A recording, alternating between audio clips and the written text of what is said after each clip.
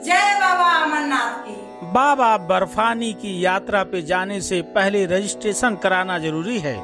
तीर्थ यात्रियों को अमरनाथ यात्रा जाने से पहले इन नियमों को जानना जरूरी है। बाबा बर्फानी अमरनाथ की यात्रा जुलाई में शुरू हो जाती है। इसके बाद यह यात्रा 46 दिन तक चलती है। Jammu and Kashmir bank, PNB bank और आदि बैंकों में पंजीयन किया जाता है। हमें आपको उच्च स्तर की शारीरिक योग्यता प्राप्त करके यात्रा का प्रारंभ करें। सलाह दी जाती है कि यात्रा से 1 महीने पहले कम से कम 4 से 5 किलोमीटर सुबह शाम टहलना शुरू करें। अपने शरीर की ऑक्सीजन क्षमता में सुधार लाएं। आपको गहरी सांस लेने के लिए व्यायाम और योग, विशेष रूप से प्राणायाम करना शुरू कर देना चाहिए।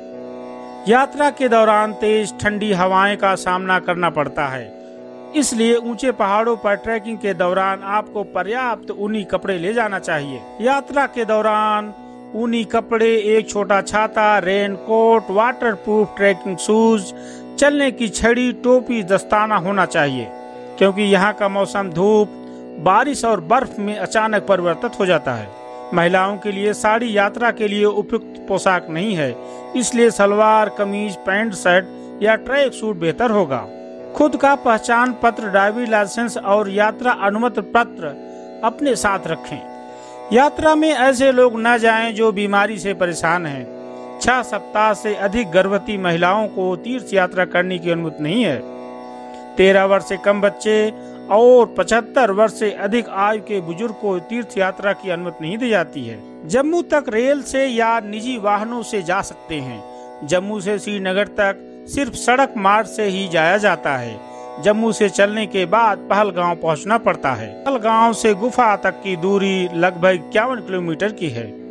बर्फानी विख्यात पर्यटन स्थल भी है और यहाँ का नैसर्गिक सौंदर्य देखते ही बनता है। पहलगांव तक जाने के लिए जम्मू कश्मीर पर्यटन केंद्र से सरकारी बस उपलब्ध रहती है। पहलगांव में गैर सरकारी संस्थाओं की ओर से लंगर की व्यवस्था भी की जाती है। तीर्थ यात्रियों की पैदल यात्रा यहीं से आरंभ होती है। बोलो जय बर्फानी बाबा की। पहलगांव के बाद पहला पड़ाव चंदनवाड़ी है, जो पहलगांव से 8 किलोमीटर की दूरी पर है। पहली रात तीर्थ यात्री यहीं बिताते हैं। यहाँ रात निवास के लिए कैंप लगाए जाते हैं। इसके ठीक दूसरे दिन पिस्सू घाटी की चढ़ाई शुरू होती है। कहा जाता है कि पिस्सू घाटी पर देवताओं और राक्षसों के बीच घमासान लड़ाई हुई है, जिसमें राक्षसों की हार हुई है। लिद्दर नदी के किनारे किनारे पहले चरण की यह यात्रा ज्यादा कठिन नहीं है। चंदनबाड़ी से आगे इसी नदी पर बर्फ का यह पुल सलामत रहता है। चंदनबाड़ी से 14 किलोमीटर दूर शेषनाग में अगला पड़ाव है। यह मार्ग खड़ी चढ़ाई वाला है और खतरनाक है। यहीं पर पिस्सू घाटी के दर्शन होते हैं। अमरनाथ यात्रा में पिस्सू घाटी काफी जोखिम भरा स्थल है। पिस्सू घाटी समुद्र तल से 11,120 फुट की ऊंचाई पर है। यात्री शेषनाग पहुंचकर आराम करते हैं। यहाँ पर्वतमालाओं के बीच नीले पानी की खूबसूरत झील है। इस झील में झांक कर यह भ्रम उठता है कि कहीं आसमान तो इस झील में नहीं उतर आया। यह झील करीब 1.5 किलोमीटर लंबाई में फैली है।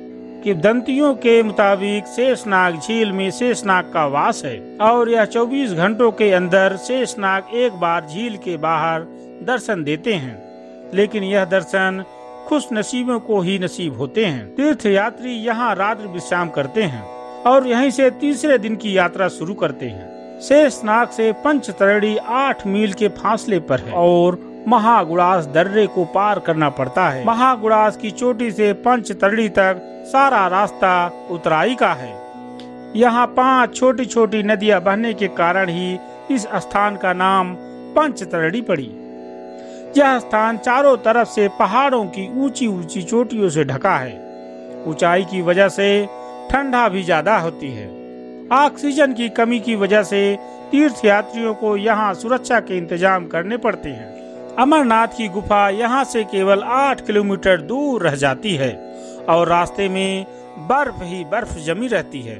इसी दिन गुफा के नजदीक पहुंचकर पड़ाव डाल रात बिता सकते हैं और दूसरे दिन सुबह पूजा अर्चना कर पंचतरणी लौटा जा सकता है।